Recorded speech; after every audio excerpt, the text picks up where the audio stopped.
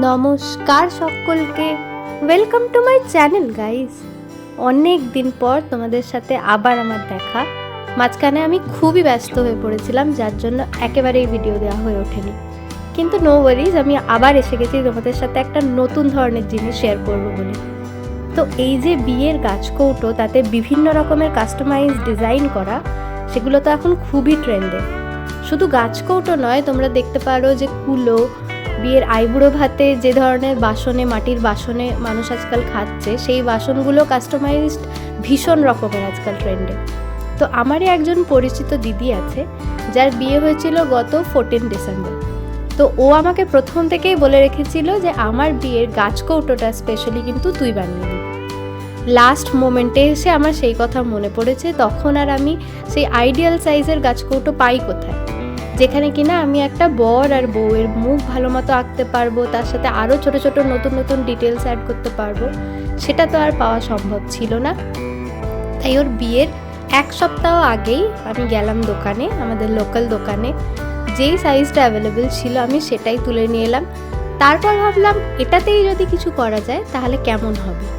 তো ছোট্ট ছোট্ট আলপনার মতো আমি ভাবলাম যদি করা যায়, আর মেনলি ওদের নামটা যদি লিখে দেওয়া যায়, ওইটাই হচ্ছে ওদের ফটোতে শোভা পাবে বেশি।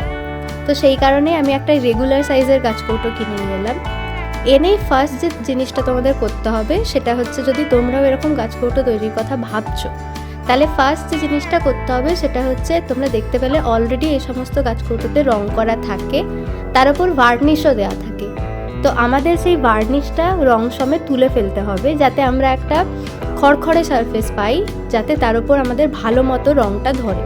তো সেই কারণে আমি একটা স্যান্ড পেপার নিয়েছি। স্যান্ড পেপার নিয়ে ভালো মতো যে এক্সিস্টিং রঙটা ছিল ওটাকে তুলে ফেলেছি।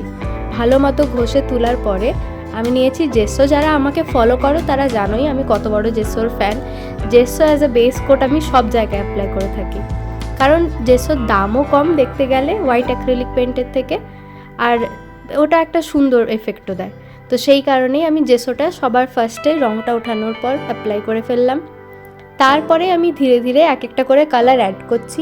এই কালারগুলো পুরোপুরি আমার মন থেকে করা, আর এই কালারগুলো করার জন্য আমি যেই সমস্ত মিডিয়াম ইউজ করেছি সেটা হচ্ছে অ্যাক্রিলিক কালার অনলি।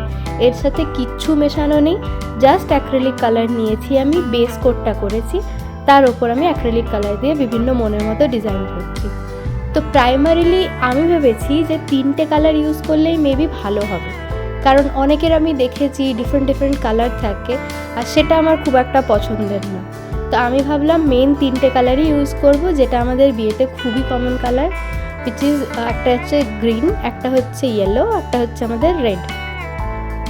তো এই 3টে কালার দিয়েই আমি দেখতে পাচ্ছ তোমরা মোটামুটি কিছু একটা করার চেষ্টা করছি।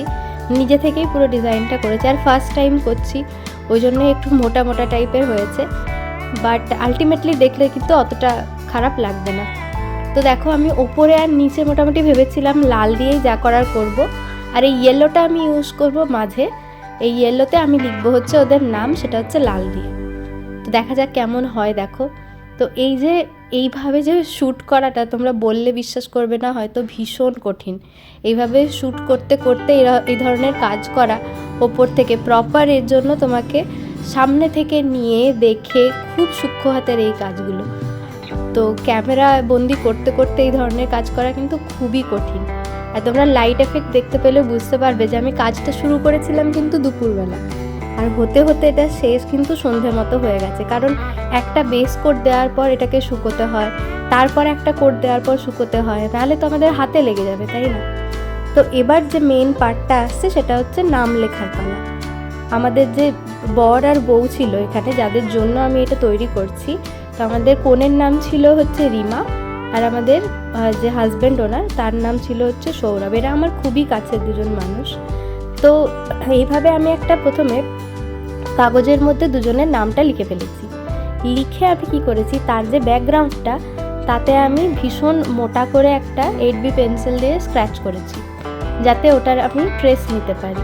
তো নিয়ে আমি এইভাবে ওর গায়ে লাগিয়ে কাগজটাকে ওটার ছাপ তুলে নিয়েছি। ওটার ছাপ তুলিনি, এটা নিজের থেকে লিখেছি। তুলে নিয়ে তারপরে আমি দেখলাম যে এতে আর কি কি অ্যাড করা যেতে পারে। মোটামুটি একটু জায়গা বেশি ছিল, তো আমি তাতে এই কলা পাতাটা আর কলা পাতার সাথে একটা স্বস্তিক চিহ্ন, এই দুটো অ্যাড করলাম। তারপরেও আমার মনে হচ্ছিল জায়গা এখনও আছে, কিছু কারুকাজ তো অ্যাড করা যেতেই পারে। তো সেই কারণে আমি পান পাতাটা অ্যাড করলাম। পান পাতায় পরে আমি ডিটেলসও অ্যাড করেছি, তোমরা শর্ট যে ভিডিওটা দেবো তাতেও দেখে নিও। আর এই ভিডিওটা অবশ্যই ভালো লাগলে কমেন্ট করো। আমি জানি আমি কোনো প্রফেশনাল নই বা আমি প্রফেশনালি এই সমস্ত কাজ করি না। ওরা দুজন আমার কাছে খুবই স্পেশাল, তাই ওদের রিকোয়েস্টে এই কাজটা আমি শুধুমাত্র করেছি। কেমন লাগলো জানাতে ভুলবে না, আর কোনো রকম যদি সাজেশন থাকে আমাকে বলো, আমি ট্রাই করতে পারি। আজকে তাহলে আসি, টাটা।